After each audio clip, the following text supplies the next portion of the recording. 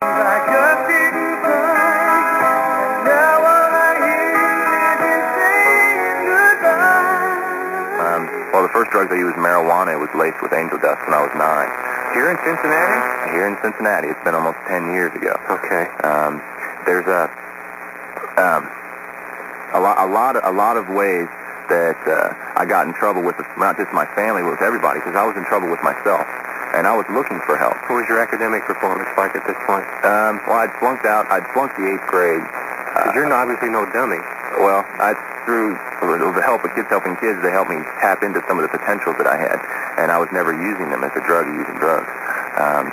It took you from 16 until when to get straight? It took me 11 months to finish the active treatment of the program, and then there's a 6-month aftercare time where I spent a minimal amount of time in groups. All of it was needed because what's so unique about Kids Helping Kids is that we take the kids out of their druggy environment and out of the influence of their peers, and we put them in a different environment under the positive influence of peers.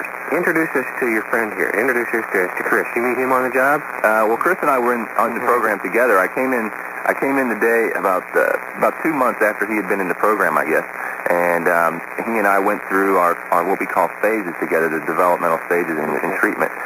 He and I have become good friends, and he's also a co-worker and counselor at Kids Helping Kids. Similar story, Chris, Reed?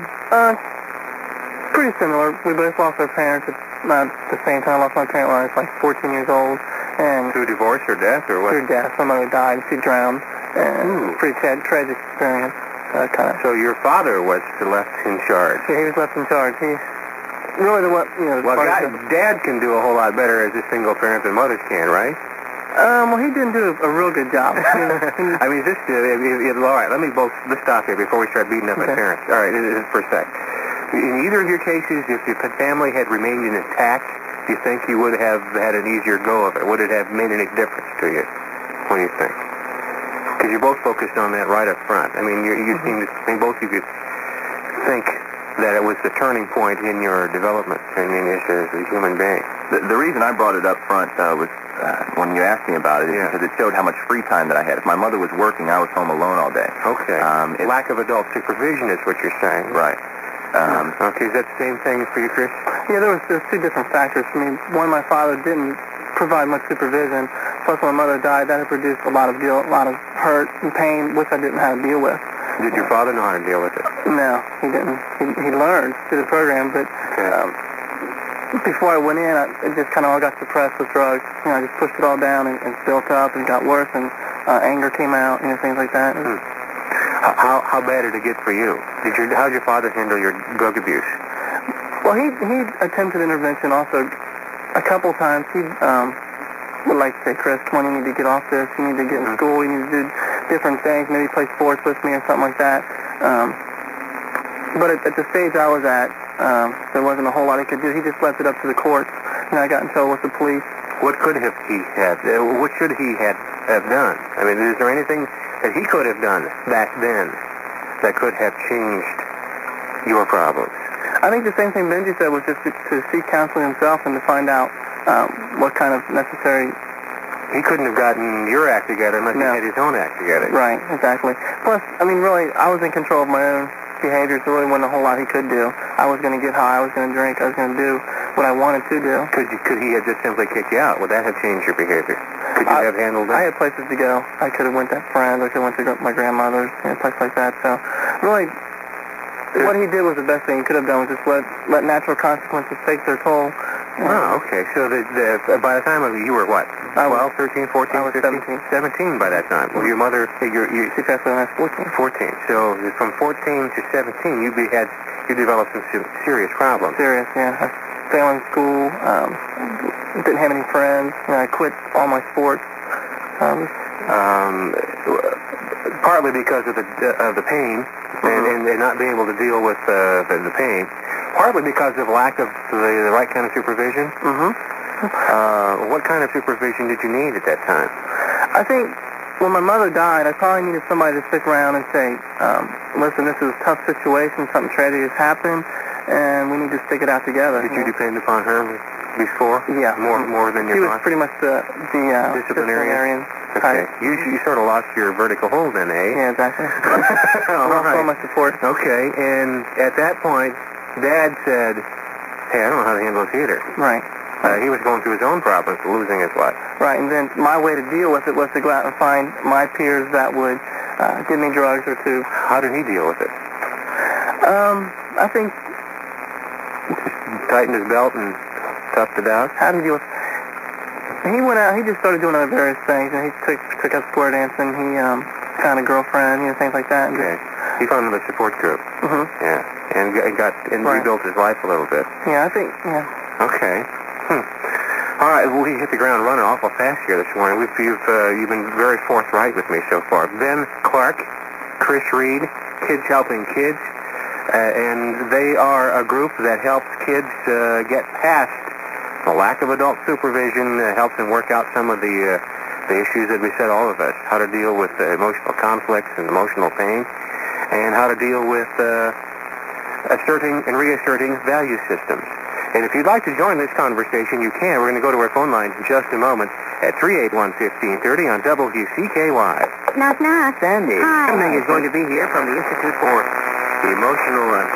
Motivational Development at 10:06 today. He is going to talk about underachieving students. Gloria Pitcher, the recipe detective, at 11:06. Ben Clark and Chris Reed from Kids Helping Kids, my in-studio guests, and we'll begin with Lee. Good morning. Hi, I'm a Kids Helping Kids parent. Okay. 3 of my boys went through the program, and my only sorrow was, the program was there 2 years before we used it. Are we problem-free? Absolutely not, but someone told me you only are through with problems when you're dead. So I guess problems are just dealing with what comes along each day. I'd like to say how really bad my marriage was because the kids manipulated my husband and I. Yeah. It kept us fighting with each other. Instead of dealing with the kids' behavior. That's right. They kept us from looking at them by being on outs with each other. And I have the program to thank for a marriage that got back together because by taking these kids off the street, we found out we were okay. You were honing in on perhaps something that all of us in the program wondered about. I'd sit and look and think, what do I have in common with these other people? Yeah. I was a mother that stayed home. I was here after school. I had the cookies. I cleaned my own house. I was here. We were involved in a steady type religious program. Mm-hmm. And the drug problem was my kids chose to do it. I wasn't smart enough to think the kids in New York and Chicago slums are doing one thing. My kids are doing things that don't hurt them. My kids were doing hurtful things to themselves. At what age? Young. My oldest boy started drugs when he was a freshman in high school, and he was 13 and brought it home to the other children. But my 2 oldest What was he bringing? What was he bringing home? marijuana, and they drank an excessive amount of alcohol. Alcohol is in the same category The first question a lot of parents would say at this point, outside of the booze, assuming you didn't drink at home, all right, where's he getting the stuff? Okay, we drank, but my husband and I aren't alcoholics. Okay. But alcohol closes down portion of your mind in the same way that marijuana does, except marijuana is a residual drug. Alcohol, beer, you just flush it in and out of your Well, you body. sound like you've become a drug expert since this experience. No, a lot of the things that the kids say they used, I've never gone and investigated. But one thing, sitting in the program, they had Monday and Friday night meetings for the parents, which were lifesavers. Why? And we'd look around the room and think, what do we have in common? Did you come to any conclusions? We only had kids in common. Kids that were hurting and needing help. The first questions I asked my guests here, Ben and Chris, and they both revealed they'd lost a parent early in their teen years. Yes. And they were telling me during the break that that was what, Ben or Chris, is that a coincidence, or is that one of the unifying factors? A bad home environment produces druggies. No, the druggie produces the druggie. It wasn't the home environment in my situation that You're not blaming your parents or No. for lack of supervision here. No, we get kids that come in the program from all walks of life where they've had very little parent supervision or so much parental supervision. When I lived with my uncle, let's say, for example, for 15 months, there was someone home all day long with me. My uncle knew where I was and where I was going and everything about supposedly what I was doing, he thought. Right. But on the side, I was finding a way to get high and using, LSD and cocaine and alcohol and smoking